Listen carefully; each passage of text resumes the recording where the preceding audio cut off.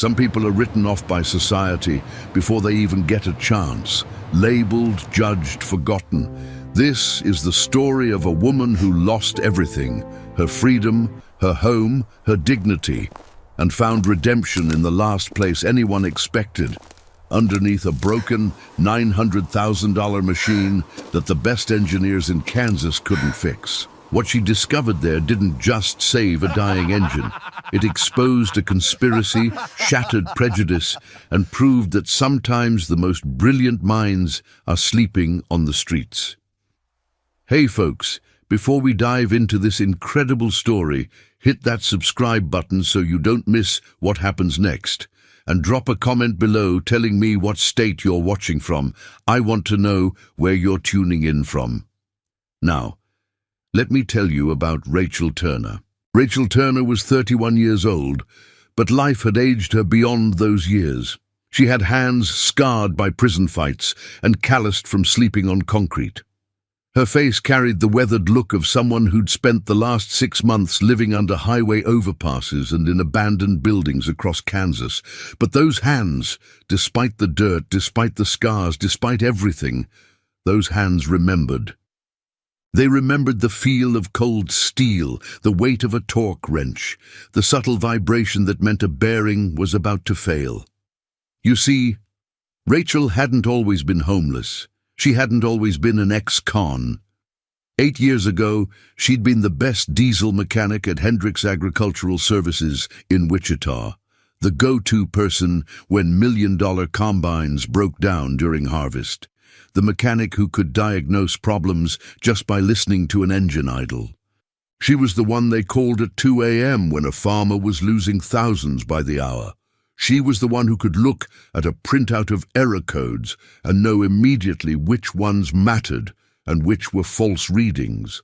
Her father, James Turner, had taught her everything he knew before cancer took him when she was 19. "Engines don't lie, Rachel," he'd tell her while they worked together in their small garage on Saturday mornings.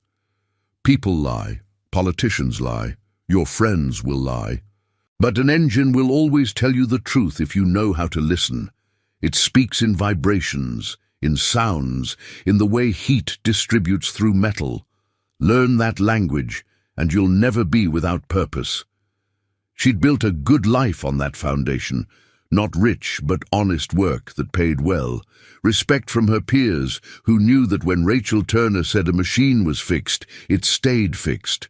A small apartment with a window that got morning sun, a savings account that was actually growing, a future that looked stable and bright, and then one mistake, one terrible, irreversible mistake, destroyed it all.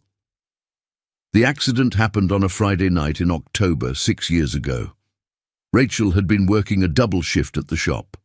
A corporate client had a fleet of combines that needed servicing before the wheat harvest, and they were behind schedule.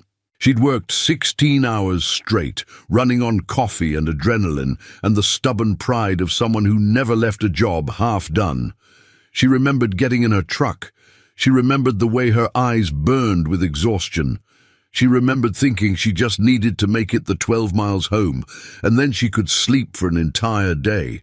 She didn't remember closing her eyes. But she remembered waking to the sound of screaming, the deployed airbag, the smell of burnt rubber, and something else. Something worse. She remembered stumbling out of her truck and seeing the teenage girl lying in the street, her bicycle twisted into impossible angles, and blood, so much blood. The girl's name was Emily Richardson. She was 17 years old. She'd been riding home from a friend's house. She had a scholarship to Kansas State starting the following fall. She wanted to be a veterinarian. She died before the ambulance arrived. The trial was swift and brutal, vehicular manslaughter. The prosecutor painted Rachel as a reckless woman who valued work over human life, who chose to drive despite being dangerously exhausted. The judge was not sympathetic. 5 years in a women's correctional facility in Kansas, though with good behavior, she ultimately served 3.5. Prison changed her.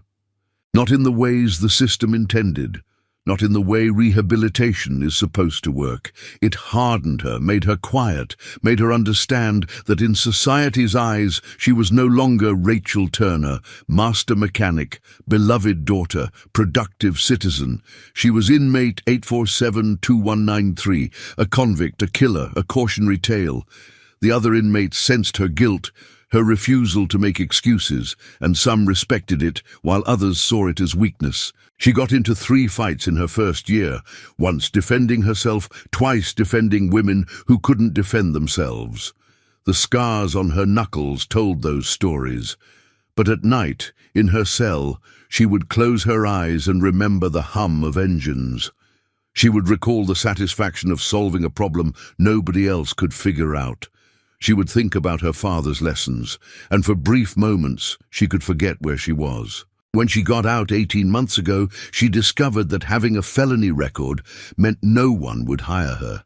Not the dealerships where she'd once been courted with signing bonuses. Not the independent shops that used to call her for advice. Not even the quick lube places or tire shops. "We can't have someone with your history around expensive equipment," they'd say, not meeting her eyes. The implication was clear. They didn't trust her.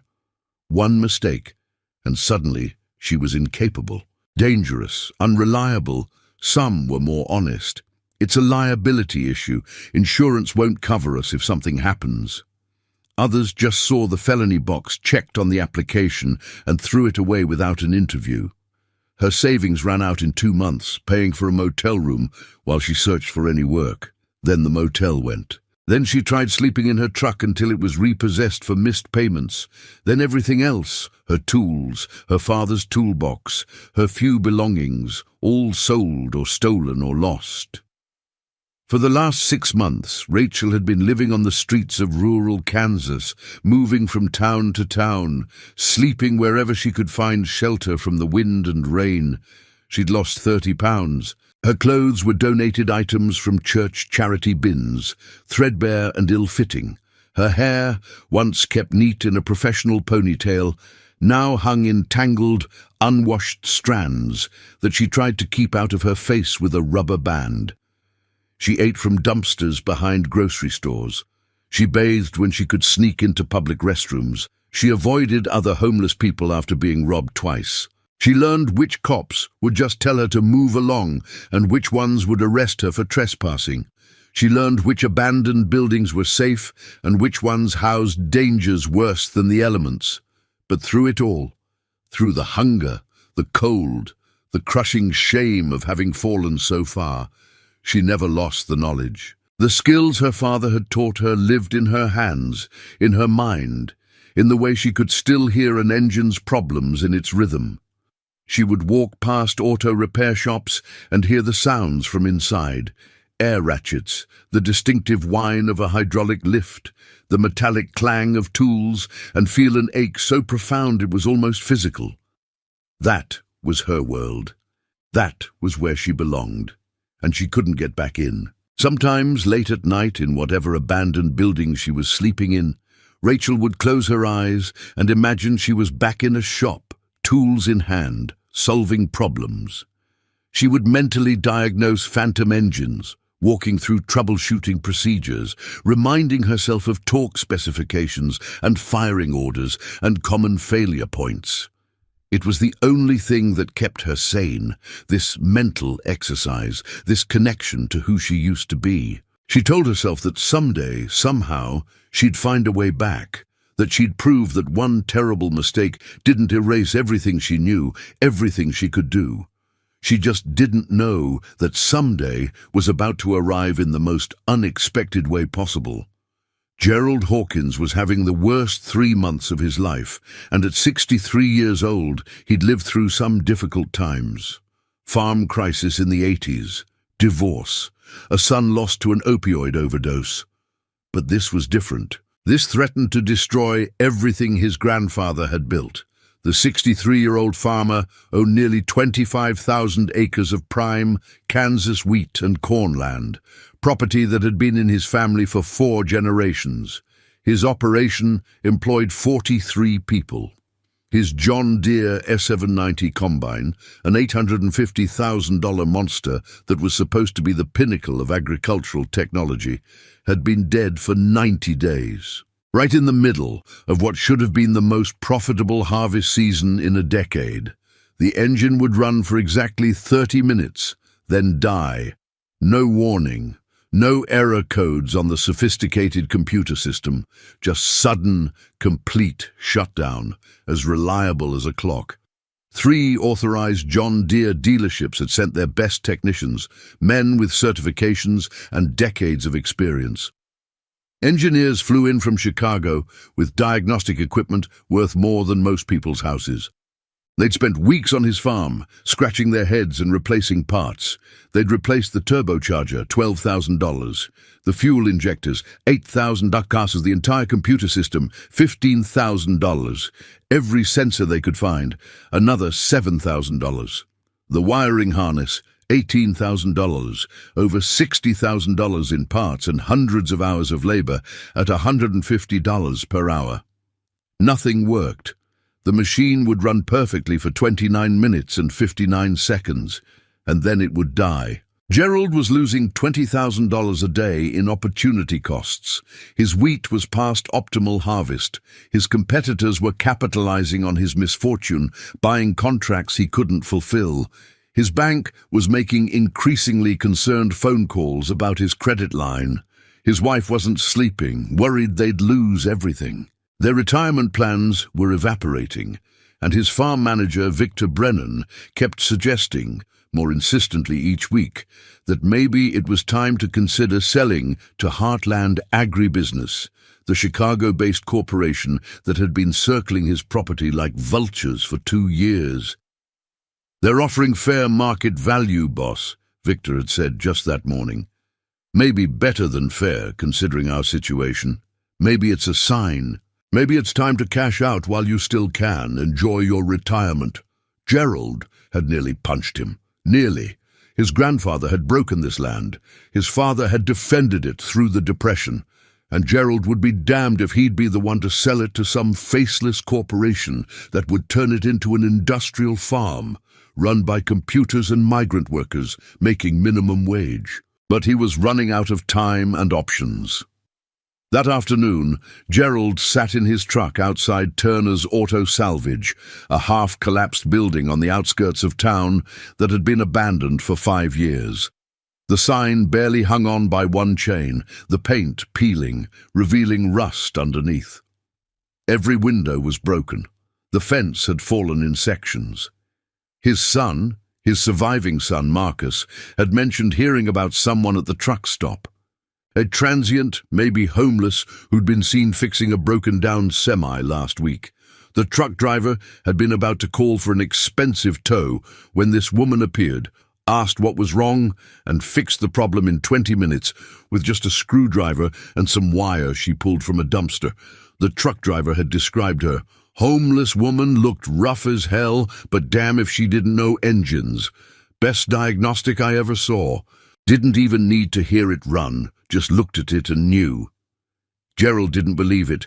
It sounded like truck stop mythology, the kind of tall tale drivers tell to pass the time. But he was out of options. He'd tried everything else. He'd tracked her to this abandoned salvage yard, where a local sheriff's deputy said he'd seen someone camping out in the old office building. Gerald got out of his F-250 and walked toward the building. The autumn sun was setting, casting long shadows through the broken windows. The air smelled of rust and decay and forgotten industry. "Hello?" he called out, his voice echoing in the empty space. "Anyone here?" Silence. He stepped inside, his boots crunching on broken glass. The place smelled of rust, old motor oil, and decay. Stripped car bodies sat like skeletons, picked clean of anything valuable. Parts were scattered everywhere, a graveyard of automotive dreams. And in the corner, partially hidden behind a stripped-down Chevy Nova on a dirty sleeping bag surrounded by a few plastic bags of belongings, sat a woman. Rachel looked up at him with the wary eyes of someone used to being chased away, used to being told she was trespassing, used to cops and property owners and people who saw her as a problem to be removed. Her face was dirty, streaked with grime that had built up over days. Her clothes were torn, a men's flannel shirt 3 sizes too large over a stained t-shirt, jeans with holes in both knees. Her hair was tangled and greasy. She looked exactly like what society had reduced her to, a homeless vagrant, a person who'd given up, someone to be pitied or feared or ignored. But her hands, Gerald noticed her hands immediately. They had fresh grease stains, real grease, not just dirt. The kind of grease that comes from touching engines, from working with machinery. And next to her sleeping bag, arranged neatly on a clean cloth, were tools. Old tools, worn but cared for. "You need to leave," Gerald said, his first instinct being to chase off what he assumed was just another junkie using abandoned property as a crash pad. "This is private property. If you're not gone in 5 minutes, I'm calling the sheriff." Rachel stood slowly, careful not to make any sudden movements that might escalate the situation. She was thin, too thin, her cheekbones prominent, her collarbones visible. But she stood with a kind of dignity that seemed out of place, a straightness to her spine that spoke of pride not yet completely broken. "I'll go," she said quietly, her voice hoarse from disuse. "Just let me pack my things. I'll be gone in 2 minutes." Gerald was about to turn and leave, his duty done, when his eye caught on something on the ground next to her sleeping bag. A carburetor, partially disassembled. And those tools, old craftsman wrenches, a socket set with some pieces missing, a torque wrench that looked 40 years old. They were arranged with precision, each in its place, on a cloth that had been washed and folded carefully. "What's that?" he asked, pointing to the carburetor. Rachel looked down at her work. "Nothing, just something to keep my hands busy, keeps me from going crazy." "You know engines?" She didn't answer right away. The question was loaded with traps. Admit she knew engines, and he'd ask where she learned. That led to questions about work history. That led to the gap in her resume. That led to explaining prison. That led to judgment and disgust and being told to leave. "Used to," she finally said, choosing the safest answer. "Used to." Gerald stepped closer, examining the carburetor work. It was precise, professional. The jets were clean, the float mechanism carefully adjusted. This wasn't amateur tinkering. "Where'd you learn to work on engines?" "My father. Long time ago." Rachel started gathering her things, folding her sleeping bag, preparing to leave before this got worse. Gerald studied her face more carefully now. Beneath the dirt and exhaustion and the wariness, he saw something. Intelligence, knowledge, and something else, a deep, bone-deep shame that he recognized because he'd seen it before in people who'd lost everything.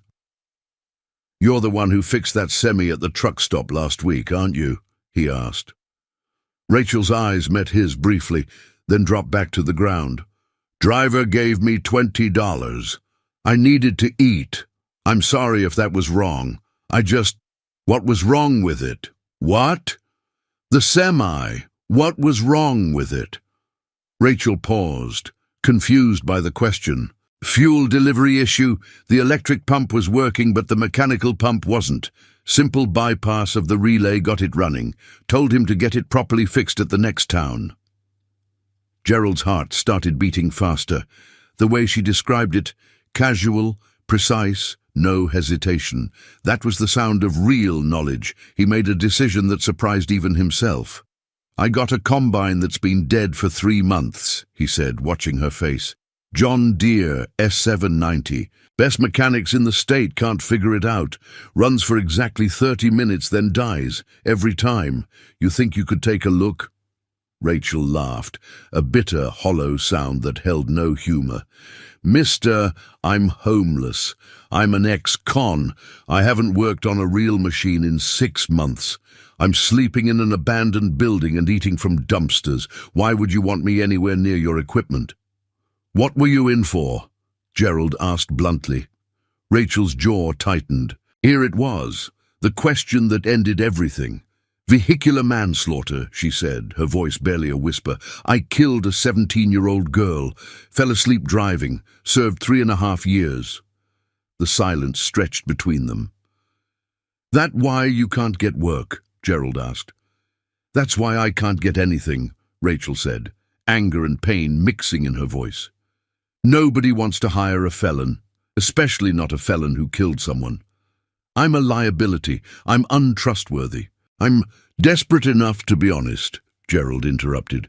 You could have lied just now, could have made up something, but you told me the truth even though you knew it might make me leave.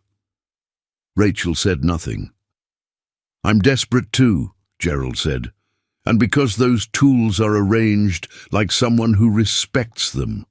My father taught me that a person who respects their tools usually knows how to use them, and frankly, I'm out of options. Rachel stared at him, searching for the catch, the joke, the cruelty she'd learned to expect from people. What's it pay?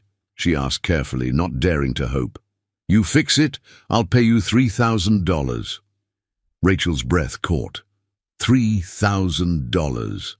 That was everything. That was a deposit on an apartment. New clothes, food that didn't come from dumpsters, a phone, a chance to stop being invisible, stop being nobody. And if I can't fix it, Gerald shrugged, then I'm no worse off than I am now, and you get a meal and a chance to work on a machine again. Either way, you're better off than you are sleeping here. Rachel looked at her hands, dirty, scarred, but still strong, still capable, still remembering everything her father taught her. Okay, she said, her voice stronger now. I'll try, but I need to tell you something first. What? If I do this, if I look at your machine, I'm going to tell you the truth about what's wrong, even if it's not what you want to hear, even if it means admitting I can't fix it. My father taught me that mechanics who lie don't deserve to hold tools. So if you want someone who'll blow smoke and take your money, I'm not your person. For the first time in 3 months, Gerald smiled. Lady, I've had enough people blowing smoke to fill a barn. I want someone who'll tell me the truth. When can you start? Now, Rachel said. I've got nothing else to do. The next morning, Gerald's convoy pulled into the abandoned salvage yard just after dawn. 3 trucks, including a flatbed carrying the massive John Deere S790. Rachel had barely slept. She'd spent the night cleaning herself as best she could in the salvage yard's barely functioning bathroom, using hand soap and paper towels she'd scavenged. She'd combed her hair with her fingers, tried to make herself look at least somewhat presentable. It didn't help much. When she stepped outside and saw the combine being unloaded, her breath caught in her throat. She hadn't been this close to a machine like this in years. The sheer size of it was breathtaking, nearly 20 feet long, 12 feet tall, weighing over 20,000 pounds. This wasn't just a machine. This was the pinnacle of agricultural engineering, a marvel of technology worth more than most people's houses. And they wanted her, a homeless ex-con, to fix it. Gerald got out of his lead truck along with his farm manager Victor Brennan and 4 farmhands. When they saw Rachel, their reactions were immediate and visceral. Victor, a well-dressed man in his mid-40s with slicked-back hair and an expensive watch, actually recoiled. "Boss," he said, loud enough for Rachel to hear clearly, "you cannot be serious. You're gonna let that touch $1 million machine?" The farmhands stared at Rachel with expressions ranging from pity to disgust. One of them whispered something to another, and they both laughed. Rachel felt the familiar burn of shame crawling up her neck, settling in her cheeks. She wanted to run. Every instinct told her to grab her sleeping bag and disappear before the humiliation got worse. But then she thought of her father, thought of him teaching her that shame only had the power you gave it, thought of him saying, "Let the work speak, Rachel, always let the work speak." 3 months, Victor, Gerald snapped, his voice sharp. 3 months and your certified experts haven't fixed it. Every engineer, every technician, every specialist with their computers and their degrees, not one of them solved it. So yeah, I'm gonna let her try. You got a problem with that? Victor laughed cruelly. This is gonna be entertaining. I'm definitely staying to watch this disaster. One of the farmhands, a younger guy with a scraggly beard, muttered just loud enough to be heard, "Probably gonna steal parts. That's what these people do." Another one added, "Hope you counted the tools, boss." Rachel closed her eyes for a moment, centering herself. Then she walked up to the combine, ignoring the stares and the whispers. She ran her hand along the steel body. It was still slightly warm from being transported in the sun. The metal was clean, well maintained. This was a machine that had been cared for before the problem started. "Start it up," she said quietly, her voice steady despite the racing of her heart. Victor smirked, crossing his arms. "You gonna say a prayer? Maybe some magic homeless person spell?" Rachel ignored him completely. She kept her focus on the machine. "Start it." One of the hands, an older man with a grey beard who hadn't joined in the mockery, climbed into the cab and turned the key. The engine roared to life with a sound that Rachel felt in her bones.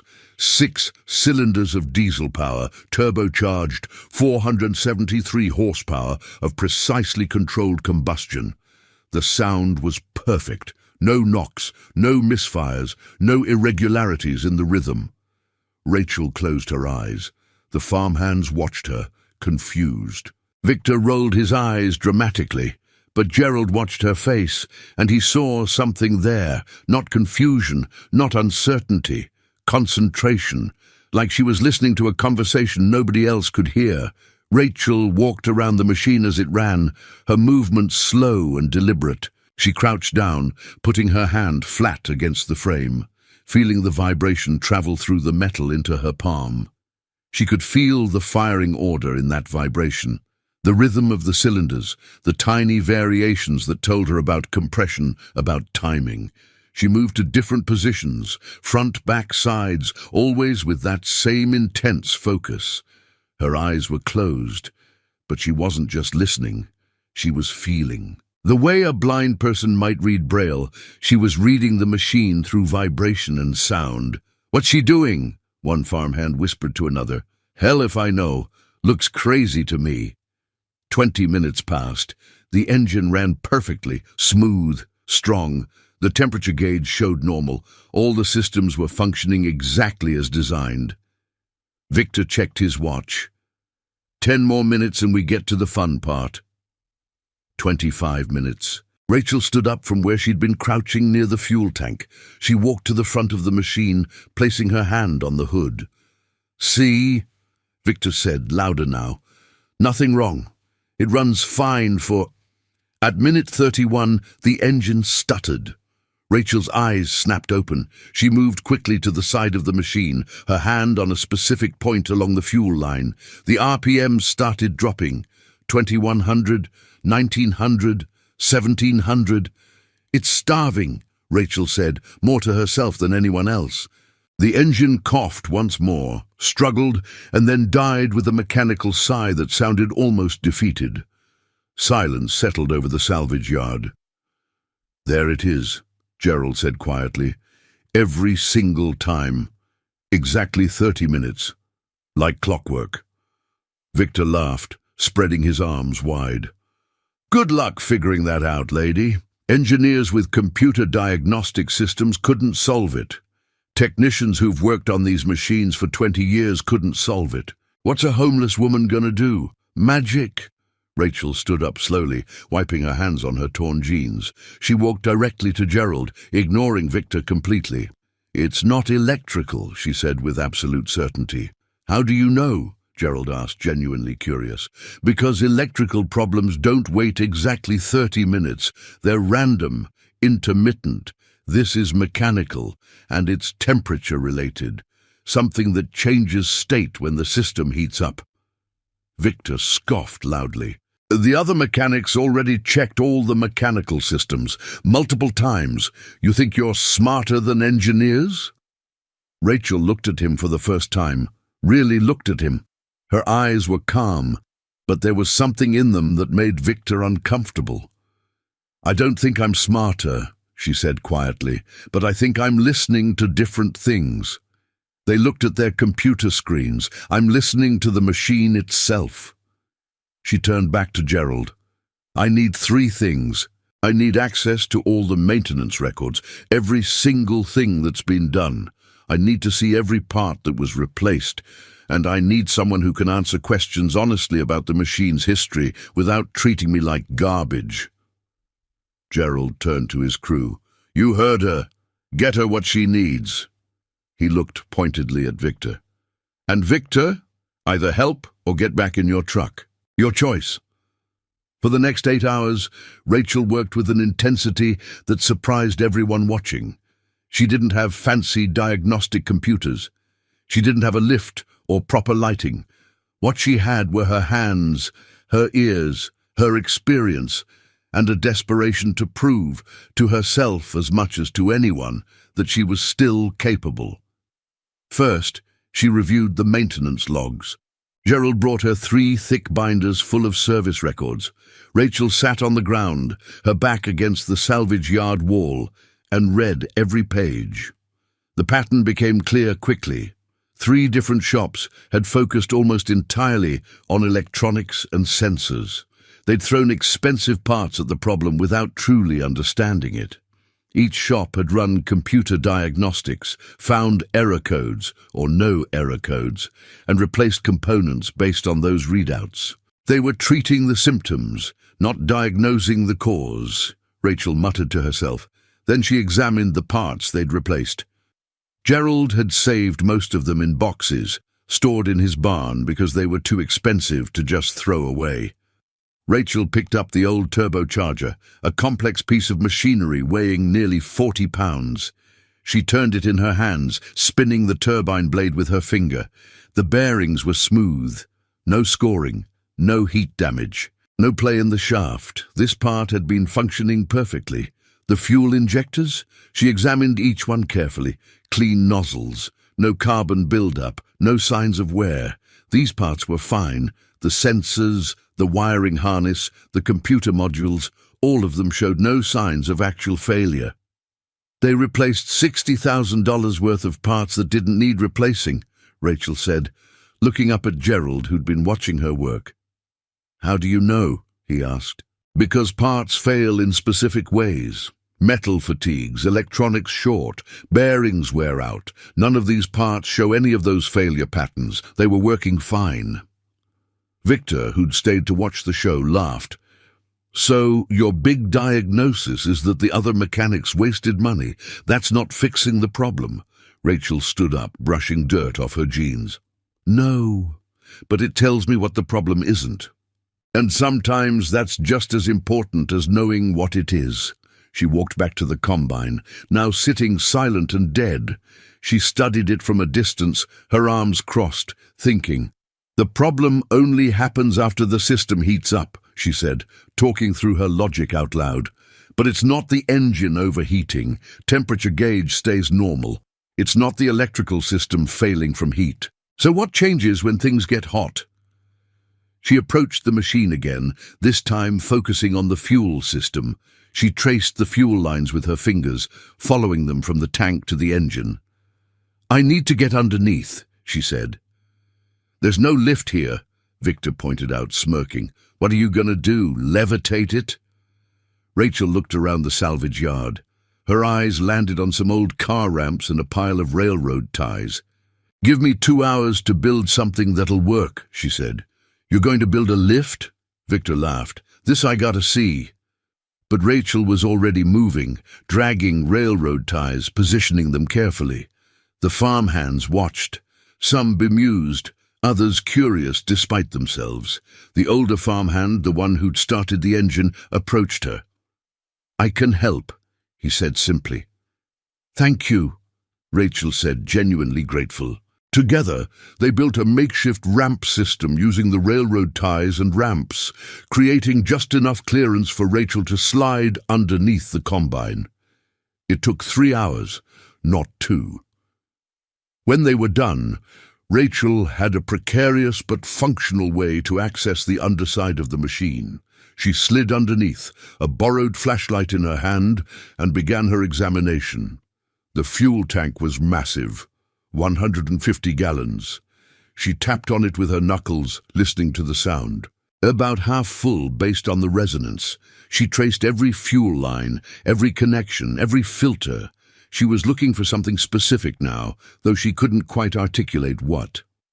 "How long's it been since you cleaned the fuel tank?" she called out. "Never," one of the farmhands answered. "Machine's only 2 years old. Why would we clean it?"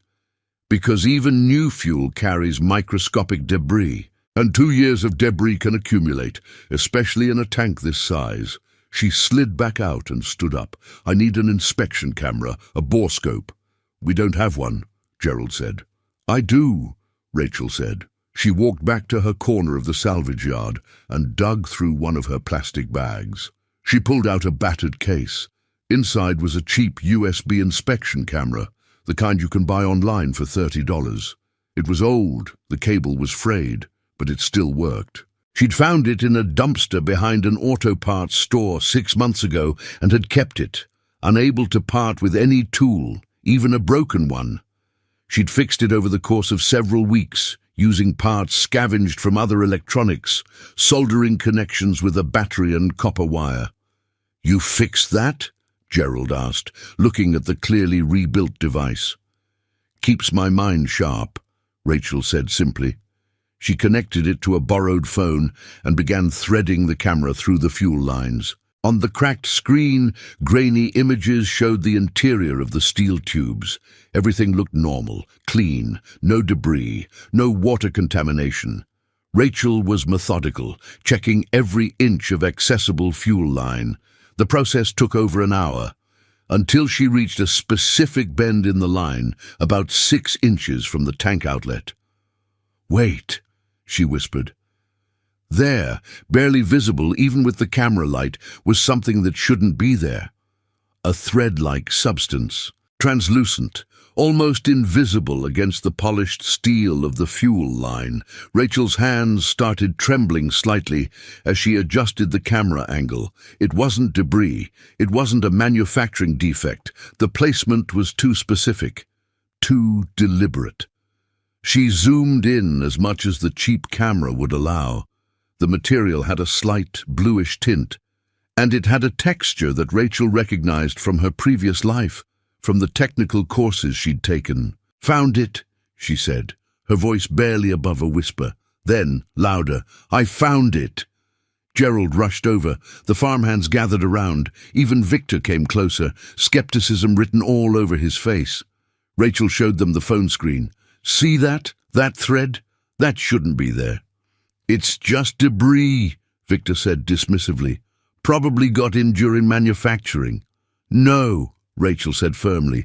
"This is a polymer filament. See how it's attached to the wall of the fuel line. See how it's positioned right at this bend. This isn't random, this is deliberate." "Deliberate?" Gerald's voice was sharp now. "What do you mean, deliberate?" Rachel pulled the camera out carefully, preserving the evidence. "This type of material is designed to expand when heated. It's used in laboratory testing for measuring thermal expansion in fuel systems. When the engine runs for about 30 minutes, the fuel heats up to a specific temperature. This material expands, blocking the fuel line.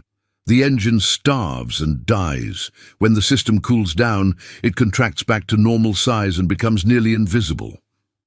She looked up at Gerald, then at Victor, then back at Gerald. "Someone put this here on purpose," she said.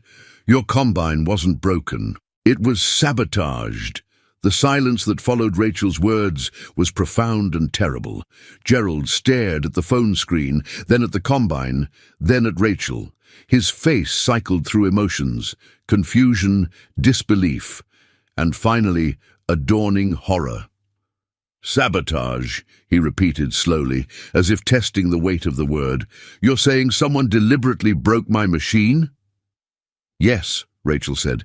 This type of thermal expansion polymer doesn't exist in nature. It's manufactured for specific industrial and laboratory purposes, and it had to be inserted directly into the fuel system by someone who had access to the machine and knowledge of how it works. Victor laughed, but it sounded forced now, nervous. That's insane. Who would do that? Why? Rachel was carefully extracting the filament now, using a pair of tweezers she'd borrowed from her small toolkit. She worked slowly, precisely, making sure not to break it. Someone who wanted this machine to fail in a way that couldn't be easily diagnosed, she said. Someone who wanted you bleeding money. Someone who wanted you desperate enough to make bad decisions. The filament came out intact, a piece about 2 inches long, translucent with that telltale bluish tint. Rachel held it up to the morning light. Gerald and the farmhands crowded around to see it. I used to work with materials like this at Hendrix, Rachel said. They're expensive, specialized. Only a handful of companies manufacture them, and they keep records of who buys them because they have very specific industrial applications. She placed it carefully in a plastic bag, sealing it. If we check regional sales records, we'll find out who purchased this type of polymer in the last 6 months. And if we cross-reference that with people who had access to this machine... She trailed off, looking directly at Victor. Victor's face had gone pale. You're looking at me. I've worked for Gerald for 20 years. This is insane. You're believing some homeless criminal over me? Then explain something to me, Rachel said calmly. How many times were you present when the other mechanics tried to fix this machine? Victor's eye twitched. I was there most of the time. I'm the farm manager. Of course I was there. And every time, you made sure to tell them what had already been tried, right? What parts had been replaced? What hadn't worked? Yes, because you wanted to make sure they kept looking in the wrong direction, Rachel finished. You wanted to make sure they focused on electronics and sensors. You wanted to make sure nobody thought to check the basics, the fuel delivery system. This is ridiculous, Victor said, but his voice was shaking now. Rachel turned to Gerald. Has anyone made you offers to buy your farm recently? Gerald's face darkened. Heartland Agribusiness. They've made 3 offers in the last 2 years. All rejected, but... His voice trailed off as realization hit him. But they made another offer recently, didn't they? Rachel prompted. After the combine broke down? They called 2 weeks ago, Gerald said slowly, his voice hollow. Lower offer than before. Said I was losing too much money, that I should cut my losses while I still could. Victor was the one who suggested I should consider it seriously this time. All eyes turned to Victor. You son of a bitch, the older farmhand said, his voice filled with disgust. How much did they pay you? Victor's face crumbled. The confident, mocking demeanor vanished. What remained was something desperate and cornered. You don't understand, he said, his voice breaking. They offered me $500,000. $500,000. Do you know what that means to someone like me? I've worked for you for 20 years, Gerald. 20 years. And I've made good money, sure, but nothing like what you have. Nothing like what you'll pass on to your kids while I'll retire to some tiny apartment and Social Security. So you destroyed my livelihood, Gerald said, his voice dangerously quiet. You tried to ruin me. Tried to force me to sell the land my grandfather cleared, the land my father defended, the land I planned to leave to my children. It wasn't personal, Victor said weakly. It was just business. Heartland wanted your land. They knew you'd never sell willingly, so they came up with a plan. All I had to do was make sure the combine stayed broken long enough for you to get desperate. The polymer, Rachel said. When did you insert it? Victor looked at her with hatred. 3 months ago, right before harvest. Simple to do. Just access the fuel system during routine maintenance, inserted it in the right spot. Heartland's agricultural engineers designed the whole thing. They gave me the exact polymer, told me exactly where to place it." He laughed bitterly.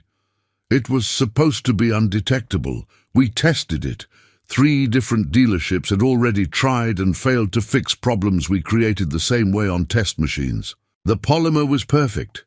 Expands just enough to block fuel flow when hot, contracts when cool, leaves no trace, no error codes, nothing." "Except," Rachel said quietly, "you didn't account for someone actually looking, someone checking the basics instead of trusting the computers." "I didn't account for you," Victor spat. "Some homeless ex-con who shouldn't even be here. You ruined everything." Gerald's fist connected with Victor's jaw before anyone could stop him. Victor went down hard, blood streaming from his split lip. 20 years, Gerald said, standing over him. 20 years of trust. I was at your daughter's wedding, you were at my son's funeral, and you sold me out for money. He pulled out his phone. "I'm calling the sheriff, and then I'm calling every farmer in a 100-mile radius to warn them about Heartland and their tactics." As Victor sat on the ground, holding his bleeding mouth, he looked up at Rachel with pure venom. "You should have stayed in your abandoned building," he said. "You should have stayed forgotten. Now you've made enemies. Heartland doesn't forgive. They don't forget." Rachel looked down at him, her face calm. "I've been in prison," she said quietly. "I've been homeless. I've been at the bottom. Your threats don't scare me. The only thing that scares me is letting someone get away with destroying an honest person's life for profit." She turned to Gerald. "You should check your other equipment too. If they did this to the Combine, they might have sabotaged other machines as insurance." Within an hour, the salvage yard had filled with people. The sheriff arrived with 2 deputies. A state agricultural inspector showed up after Gerald made some calls. By noon, a representative from John Deere's legal department was on site, taking photographs and statements. Victor was arrested on charges of industrial sabotage, conspiracy to commit fraud, and attempted extortion. As they led him away in handcuffs, he kept his head down, no longer meeting anyone's eyes.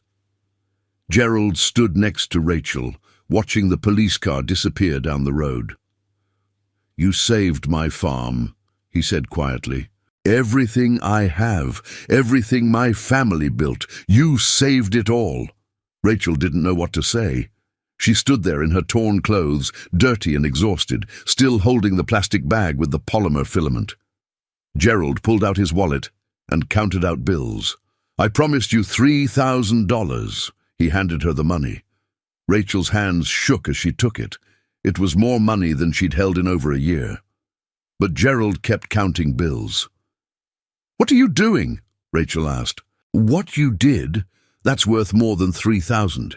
You didn't just fix a machine, you exposed a conspiracy.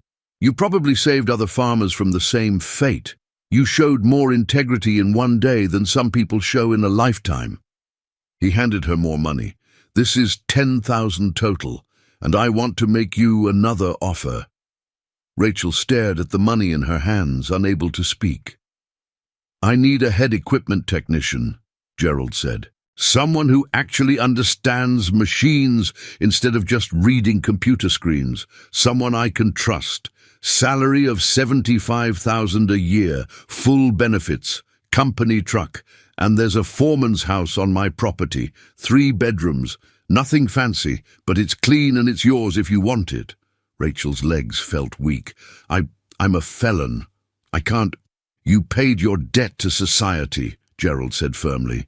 "You made a terrible mistake, and you suffered the consequences. But that doesn't mean you should suffer forever. You're brilliant at what you do. You're honest. You work hard. That's all I care about." Tears started streaming down Rachel's face. "Why? Why would you do this for me?" "Because you did the right thing," Gerald said. "When you could have taken my money and said you couldn't fix it, you fixed it. When you could have stayed quiet about the sabotage, you exposed it. You have more integrity than most people I know." He extended his hand. "What do you say?" Rachel looked at his hand. then at her own. Dirty, scarred, trembling, she shook his hand. "I say yes," she whispered, "and thank you. Thank you for seeing past what I am to what I can do." 3 days later, the town square was packed with people. Word had spread about what happened, about the sabotage, about Victor's arrest, about the homeless woman who'd solved what engineers couldn't. Rachel stood at the edge of the crowd, wearing new clothes Gerald had bought her. Simple jeans and a clean flannel shirt. She'd been staying in a motel, showering, eating real food. She still looked thin and worn, but there was something different in her eyes now. Hope. Gerald had called this town meeting.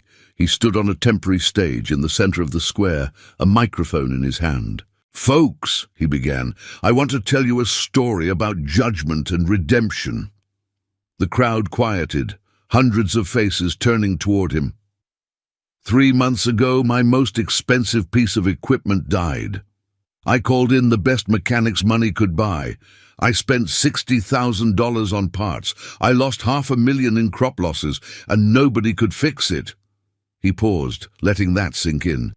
Then I met a woman sleeping in an abandoned building, a homeless woman, an ex-convict who'd served time for vehicular manslaughter. Someone every single person in this town has probably walked past and ignored or avoided. Uncomfortable murmurs rippled through the crowd. "I almost ignored her too," Gerald admitted. "I almost chased her off my property, but desperation made me take a chance, and that woman, Rachel Turner, did something none of those expensive engineers could do. She found the problem in 8 hours. With nothing but old tools, a cheap camera, and knowledge her father taught her." He gestured toward Rachel. "Come up here." She shook her head, terrified of being the center of attention. But people in the crowd were already clapping, slowly at first, then louder. Someone shouted, "Come on up, you earned it!" Reluctantly, her heart pounding, Rachel climbed onto the stage. Gerald continued, "Rachel didn't just find a mechanical problem. She uncovered industrial sabotage. She discovered that my farm manager was being paid by a corporation to destroy my equipment so they could force me to sell my land. She saved my farm, my family's legacy, everything we've built over 4 generations." The applause grew louder. People were standing now. "And she did it while living on the streets," Gerald said, his voice rising with emotion, "while being judged by everyone. While carrying a past that society decided meant she deserved nothing but contempt and poverty." He turned to Rachel, his eyes wet. "I was wrong about you. Every person who walked past you was wrong. Every shop that wouldn't hire you was wrong. You're one of the most brilliant mechanics I've ever met. You're honest, you're dedicated, and you deserve a chance." Gerald pulled out a document. "In front of all these witnesses, I want to offer you a job as my head equipment technician. $75,000 a year, full benefits, company truck, a house on my property, and a promise that I will personally vouch for you if you ever need a reference for anything." The crowd erupted in applause and cheers. Rachel stood there, tears streaming down her face, overwhelmed by the acceptance, the respect, the sheer humanity of this moment. "But there's one condition," Gerald said loudly enough to be heard over the noise. "I want you to train others, young people who want to learn a trade, people who've made mistakes and need a second chance. I want you to pass on what your father taught you, that engines don't lie, and that everyone deserves to be judged by their work, not their worst moment." Rachel found her voice, barely. "Why?" she asked into the microphone, her voice shaking. "Why would you do all this for me?" Gerald put his hand on her shoulder. "Because you saved me. And because everyone deserves a second chance. You did your time, you paid your debt, and you're damn good at what you do. In my book, that's all that matters." The applause was deafening now. People were crying, shouting encouragement, celebrating. For the first time in 3.5 years, since the night of that terrible accident, Rachel didn't feel like a convict. She felt like a person, like she had value, like she had a future. She looked out at the crowd, at all these faces that hours ago wouldn't have given her a second glance if they'd seen her on the street, and she understood something profound. Redemption isn't given, it's earned, but it's also offered. And sometimes all you need is one person willing to look past your worst moment and see your best potential. "Thank you," she said into the microphone, her voice breaking. "Thank you for this chance. I won't let you down, I promise." 2 years later, Turner Agricultural Services operates out of a new facility on Gerald Hawkins' property, a modern shop with proper lifts, diagnostic equipment, and everything a professional mechanic could want. Rachel runs a team of 8 mechanics. 3 of them are people who, like her, couldn't get hired anywhere else. Ex-cons, people with troubled pasts, folks society had written off, but they're good at what they do, and they're honest. And that's what matters. Every Saturday, Rachel teaches a free class for anyone who wants to learn about engines. Her students range from curious teenagers to unemployed adults looking for a new skill to people transitioning out of prison who need job training. The class always starts the same way. "My name is Rachel Turner. I'm a felon. I served 3.5 years for vehicular manslaughter. I took a 17-year-old girl's life because I made a terrible choice. I have to live with that every single day for the rest of my life." She pauses, making eye contact with each student. "But I'm also a master mechanic.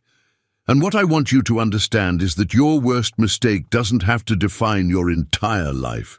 You can be both things, someone who failed catastrophically and someone who succeeds brilliantly. Those aren't contradictions. That's being human." The Saturday classes have become legendary in the county. 50 people show up some weeks. Rachel has trained over 200 people in 2 years. Dozens have gone on to get jobs in the industry. The John Deere S790 still runs perfectly. Gerald keeps it maintained meticulously, and he refuses to sell it even though newer models have come out. He brings clients to see it, tells them the story, and always ends with, "This machine taught me that the most valuable knowledge sometimes comes from the most unexpected places." Rachel still has nightmares about the accident. She still carries the guilt like a physical weight. She visits Emily Richardson's grave every month without fail, leaving flowers and apologizing to a headstone that can never forgive her. But she's also helping people, training them, giving them chances that nobody gave her until Gerald took that leap of faith. She's living her father's legacy, teaching that engines don't lie, that honest work has dignity, that knowledge is power. One Saturday afternoon, a young woman shows up at the class. She's 19, nervous, wearing clothes that have seen better days. "I just got out," she tells Rachel quietly. 3 years, drug charges, nobody will hire me. But I used to help my uncle with his truck when I was a kid, and I liked it. I thought maybe..." Rachel sees herself in this girl, sees the shame, the hope, the desperate need for someone to give her a chance. "What's your name?" Rachel asks. "Maria." "Well, Maria, you're in the right place. Grab a wrench. Let's see what you can do." As Maria joins the class, Rachel catches Gerald's eye. He's standing in the doorway of the shop, watching the scene with a smile. He gives her a thumbs up. Rachel smiles back, then returns her attention to her students. "All right, everyone," she calls out. "Today we're going to diagnose a fuel system problem. And I'm going to teach you the most important lesson my father ever taught me. Engines don't lie. They speak in vibrations and sounds and heat patterns. Learn that language and you'll always have a place in this world." As the class settles into work, the sound of tools and engines fills the air, the sound of second chances, of redemption, of knowledge passing from one generation to the next. And somewhere, Rachel likes to think, her father is smiling. If this story moved you, hit that subscribe button and turn on notifications. Drop a comment telling me what state you're from, and if you've ever given someone a second chance when nobody else would. Share this video with someone who needs to hear that their past doesn't define their future. Remember, the most underrated mechanics aren't always the ones with the fanciest shops or the most certifications. Sometimes they're the ones nobody believed in. The ones who had to fight their way back from nothing. The ones who understand that fixing engines isn't just about metal and oil. It's about not giving up, even when the whole world has written you off. Rachel Turner proved that competence matters more than circumstances. That knowledge transcends judgment, that everyone, no matter how far they've fallen, deserves a chance to prove their worth. Thanks for watching. See you in the next one.